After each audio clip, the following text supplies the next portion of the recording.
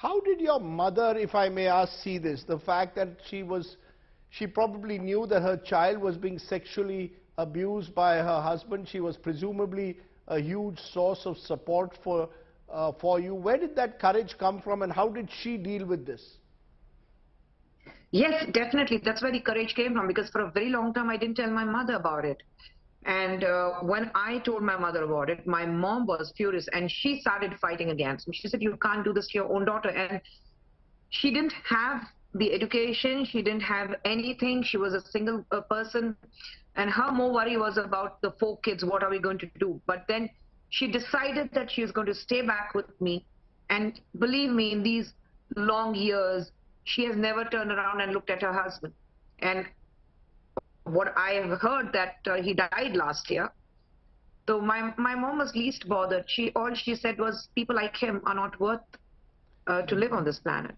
You know, as you said, this happened in 1986. We are now in 2023. Was it fear, Khushbu, in some way that prevented you from speaking out all these years? Fear of the repercussions of telling this story? Not fear. I don't know. It was definitely not fear, but probably it has taken me so long to evolve as a complete woman to speak.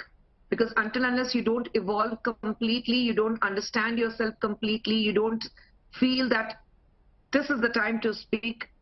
And it just happened. It wasn't planned that I have to speak. It just happened. I was among these young kids there, all the school-going and college-going kids, and we were talking about women courage and empowerment and everything. So I thought it was the right time to give a message. And I wasn't ashamed to speak about it. And I think that is something which just came out. It wasn't planned or anything. When you look back, though, do you have any regrets at all that perhaps you didn't use the laws, you did not criminally prosecute your father, that your father, in a way, got away with it? Are there any regrets, or is this just the way it was meant to be?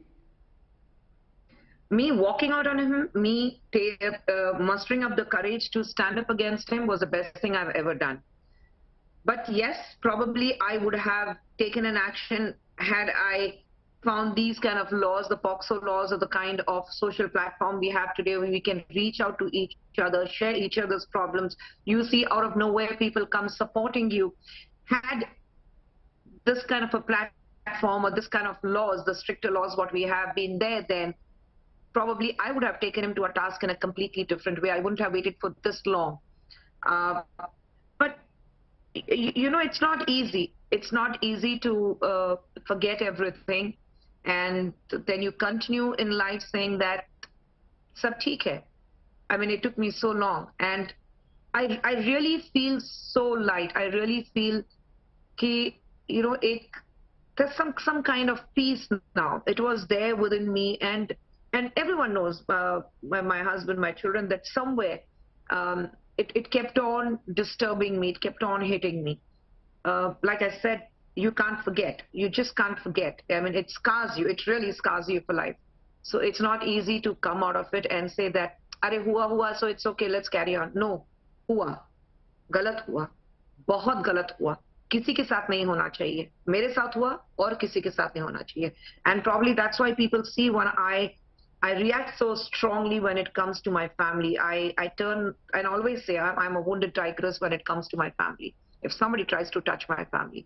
And probably these emotions, every time when I speak about a woman who is wronged, who's sexually assaulted, raped, and when our children, for that matter, when I speak so passionately that these things need to stop, is because probably I'm a victim of this, and I know how it hurts.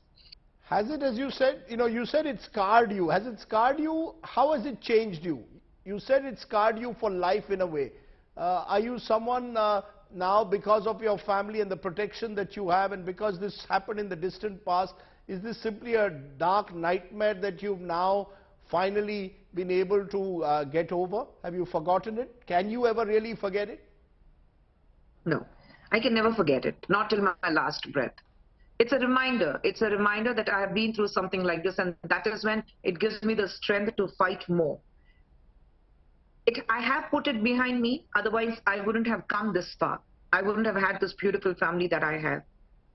I'm extremely protective about my girls, and that is why I keep a very open relationship with my daughters, where I want them to come and speak to me if anyone tries to act funny with them. And I gave them these lessons about birds and bees much earlier, when they were much earlier, even before they attend the puberty, much earlier, because I wanted them to be aware about how it works in this. And 90% of these kind of cases, when you see in child abuse, 90% of them are within your own circle, your friends, your family, or someone your family knows about it. So, that is what is very, very frightening. And that is when you need to really make sure that your children are safe. And I don't want to, yes, it has scarred me for life. The heels have wounded because of the kind of, the journey what I've had, and the kind of family I have, the family support, my friends support, all that I have. The wound has healed, but the scar will remain. Scar is never going to go back. So a final question, therefore. You're now a member of the National Commission for Women. What is your message today to young women who may perhaps even have gone through some of what you have? Should they just come out, speak out? What's your message to women who are victims of child sexual abuse? All I would like to tell them is, you don't have to take it. The laws are different, and we have something like NCW now to look after you, to take care of you, to protect you, and to make sure that you get justice. At any point, you don't have to give in. You don't have to bear with it. You have to have the courage to come out and speak and show the perpetrator to the public. He has to be shamed. You're not supposed to be ashamed. I'm not ashamed to what happened to me. My father should have been ashamed of himself to do something like this to me. And I say this to every girl. You don't have to be ashamed. You don't have to say, "Arey, what will happen? What will the society think?" No, you don't have to be ashamed about what happened to you. The person who's done this to you, he should be brought to books. He should be exposed to the world, because he has a family, and they should know the kind of man they live with. So, and everybody else needs to be extremely careful, because this man spells danger. So you have to tell others that this man is not fit enough to be your friend or somebody your relative or anyone, and he needs to be exposed. So all I would like to tell these girls is, don't be scared. Have the courage to speak, because that is when it is going to stop. Most of the men, and I stayed quiet for 7 long years, because I was blackmailed by my father. Said, you speak about it, you tell this to anybody, and I will make sure that your mother is beaten up black and blue, or your brothers are beaten up. So that fear was within me, and I don't want any other girl to go through that. Khushbu Sundar, you've spoken about a part of your life.